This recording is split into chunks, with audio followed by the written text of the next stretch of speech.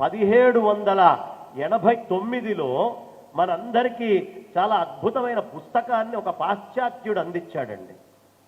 దాని పేరే astronomy of Brahmins, బ్రాహ్మణుల యొక్క ఆస్ట్రానమీ ఏమిటి అనే పుస్తకం రాస్తూ అందులో ఉండే అతని పేరు చెప్పలా, ఇండియన్స్ అని పెట్టలా, హిందూస్ అని పెట్టలా, ఆస్ట్రానమీ ఆఫ్ బ్రాహ్మిన్స్ అనేటటువంటి పేరుతో ఇప్పుడు మీరు ఆన్లైన్లో దాన్ని డౌన్లోడ్ చేసుకొని చూడొచ్చు.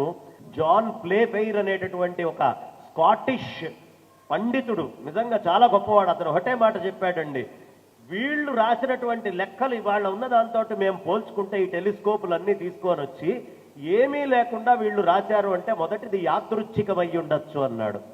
అది యాదృచ్ఛికమయ్యే అవకాశం లేదని తానే ఖండించుకున్నాడు. ఎందుకయ్యా అంటే ఒకసారి అయితే యాదృచ్ఛికం అంటారు కానీ ఎప్పుడూ ఈ లెక్క తప్పట్లేదు, కాబట్టి ఇది యాదృచ్ఛికం కాదు అని కొట్టేశాడు. తర్వాత న్యూటన్ మన దగ్గర పుట్టాడు అని మనం అనుకుంటున్నాం. న్యూటన్ కంటే ముందే న్యూటన్ లాంటి మహాత్ములు అనేక మంది బ్రాహ్మిన్ ఫ్యామిలీస్ లో పుట్టారు కాబట్టి వాళ్ళు రాసుంటారు అనేటటువంటి రెండో మాట వాడాడు ఆయన. ఆ రెండో మాట చాలా అద్భుతమైనటువంటి మాట. దాంతో కూడా ఆయన చెప్పాడు ఇది కాదు, కాబట్టి మహాత్ములు ఇంతకు ముందే పుట్టారు అనేది రెండోది రూఢి చేశారు, ఇది ఖాయం.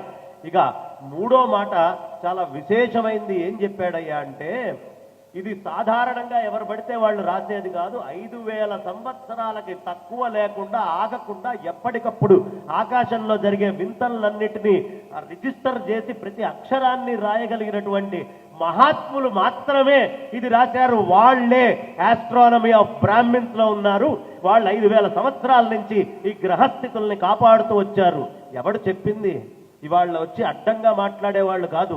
కాబట్టి ఒక స్కాటిష్కి సంబంధించినటువంటి వాడు జర్మనీలో కూర్చొని వాడు ఒక యూనివర్సిటీలో ఛాన్సలర్ అయి ఉండి నదులకు సంబంధించిన ఫిజిక్స్లో అనేక సూత్రాలనిచ్చి జియాలజీ మీద విశేషమైనటువంటి పరిశోధన చేసి అతను చెప్పాడు ఈ ఆస్ట్రానమీ అనేది బ్రాహ్మిన్స్ నుంచి చక్కగా కాపాడబడుతూ 1000 సంవత్సరాలుగా ఉందని. ఇది మీరు ఆన్లైన్లో చూసుకోవచ్చు. కాబట్టి మనదేమి సామాన్యమైన చరిత్ర కాదు.